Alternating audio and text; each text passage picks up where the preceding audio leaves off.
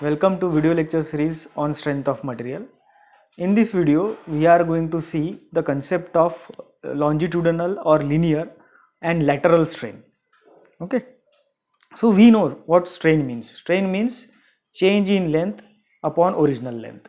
And when this change in length occur or change in dimension occurs, whenever there is a external load. Due to external load, body get deforms, and due to that the dimension changes, right?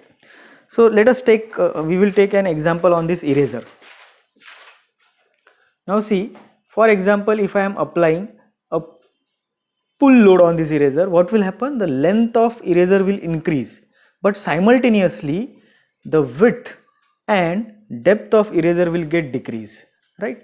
So the direction of load is now in this direction, right? Direction of load is in this direction. So in the direction of load, the strain occurring is known as longitudinal strain और linear strain.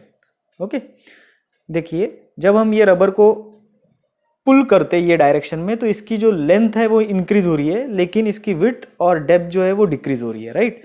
अब हम linear strain या longitudinal strain किसे कहेंगे? तो direction of load में जो length increase हो रही है इसे हम कहेंगे लीनियर या लॉन्जिट्यूडिनल स्ट्रेन, और जो डायमेंशंस कम हो रहे हैं यानी perpendicular to the direction of load उसे हम कहेंगे लैटरल स्ट्रेन. अभी हम डेफिनेशन देख लेते हैं. whenever the bar is subjected to axial load, remember whenever the bar is subjected to axial load,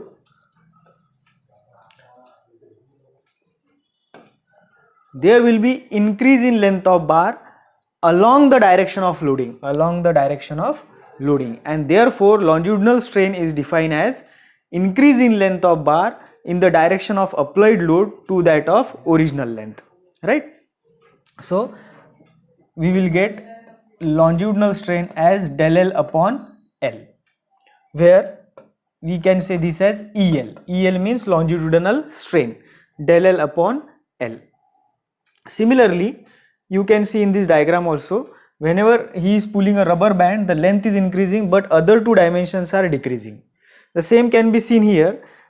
This is the green one is the original member, and when it is pulled, the length is increased by amount dx on this side and dx on another side, right? The length is increased, whereas other two dimension has been decreased. Let us consider that. See, in this green one is the original body, length is L, width is B,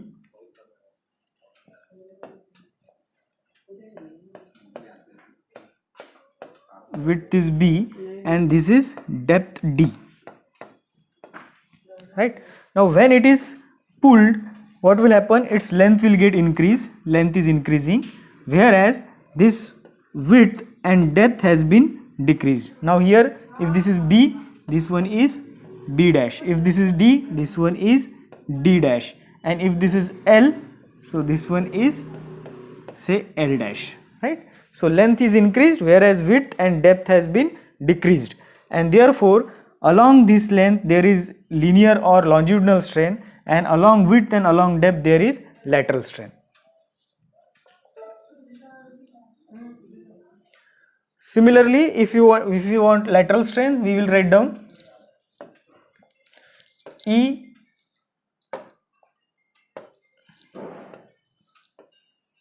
is equals to del B upon B or del D upon D. So this is lateral strain, whereas linear strain is E is equals to del L upon L.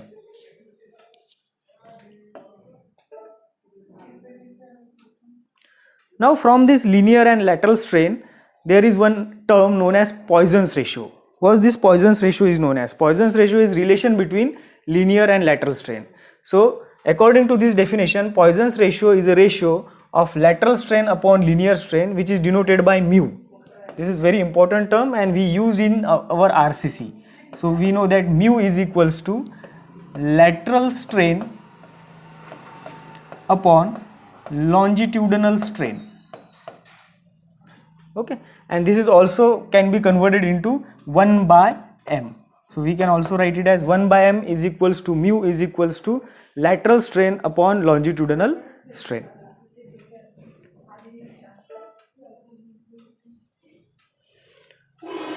Now we will continue with type of supports. Okay, so this is again very important as far as strength of material or structure is concerned.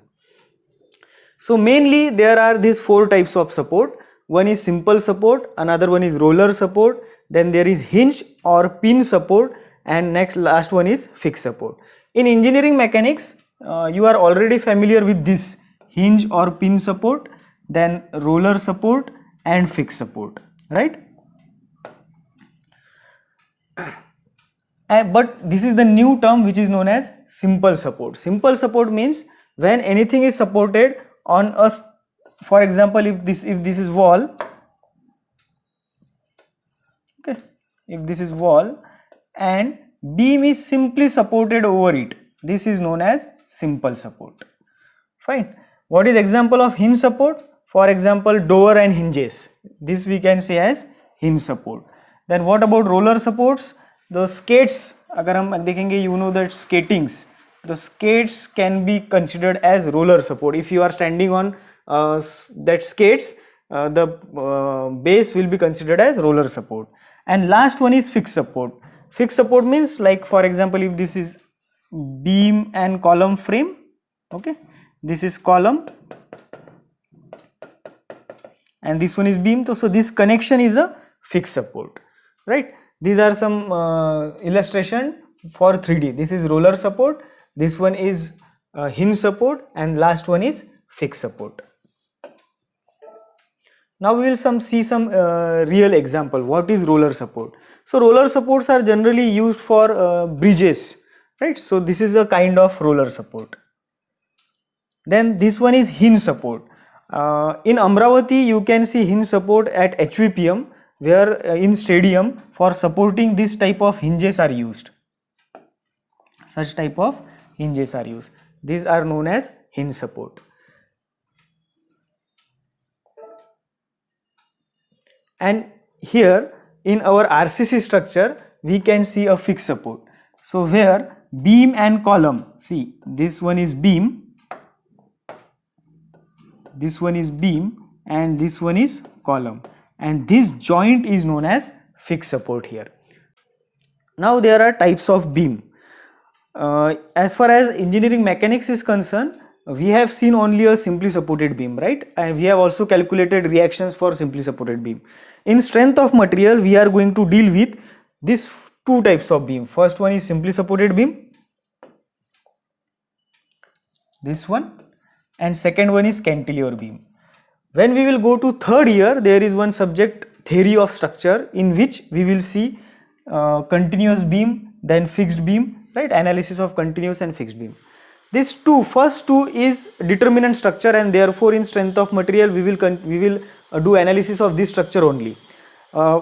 In case of indeterminate structure, the difficulty in calculation increases and also required the different methods for doing calculations, right? And therefore these beams, continuous beam, fixed beam, is covered in theory of structure.